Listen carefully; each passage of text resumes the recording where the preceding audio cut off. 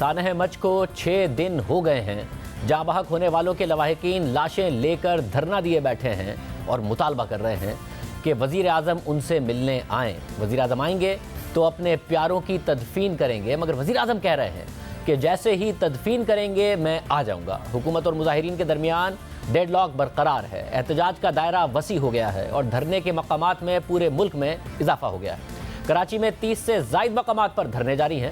لاہور، اسلام آباد، ملتان، حیدرآباد، مظفر آباد، گلگت، بارہ چنار سمیت ملک کے مختلف شہروں میں دھرنے جاری ہیں۔ شہیدوں کے ساتھ اظہار یکجہتی کے لیے دھرنے جاری ہیں۔ وزیر اعظم نے آج تقریب سے خطاب کرتے ہوئے کہا کہ کسی بھی ملک کے وزیر اعظم کو اس طرح بلیک میل نہیں کرتے، ورنہ ہر کوئی بلیک میل کرے گا۔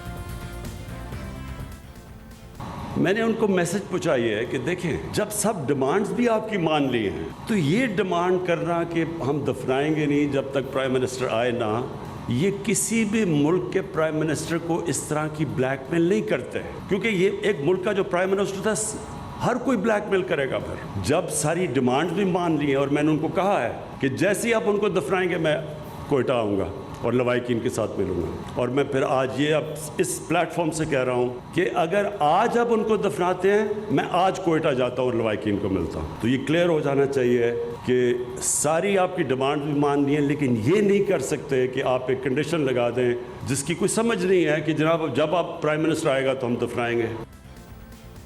وفاقی وزیر داخلہ شیخ رشید نے آج نیوز کانفرنس میں کہا ہے کہ عمران خان کے جانے میں تاخیر کی وجہ بہت ساری ایسی خفیہ اطلاعات ہیں جو شیئر نہیں کی جا سکتی۔ عمران خان کے جانے کی تاخیر کی بھی ایک وجہ یہ ہے کہ بہت ساری ایسی باتیں ہیں، بہت ساری ایسی انفارمیشنز ہیں جو شیئر نہیں کی جا سکتی۔ تدفین کے ساتھ ہی تدفین کے عمل میں ہی پرائم منسٹر وہاں موجود ہوں گے۔ جو ان کے ڈیمانڈ ہیں ان پہ کام کرنا شروع کر دیا گیا ہے۔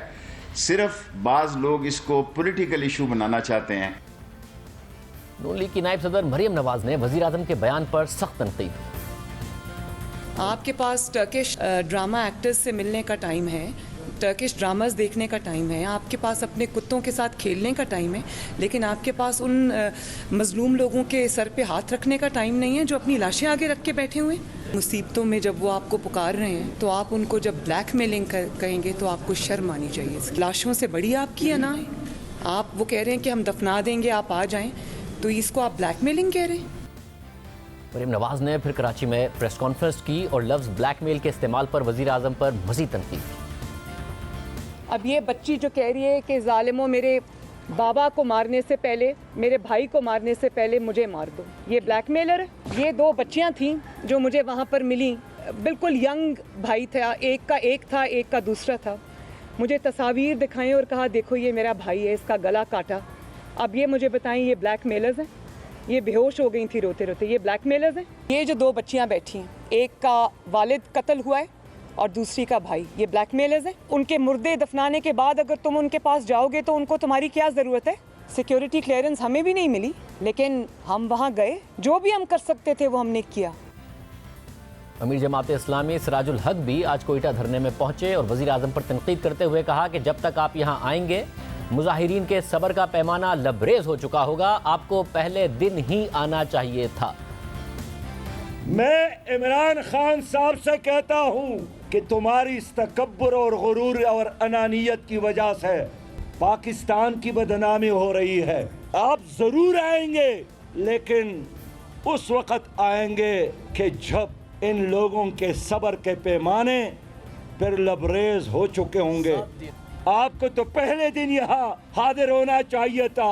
اتنے بڑے سانحے کے بعد آپ کو کیبنٹ کا اجلاس اسلام آباد میں کرنے کی بجائے کوئٹہ میں کرنا چاہیے تھا۔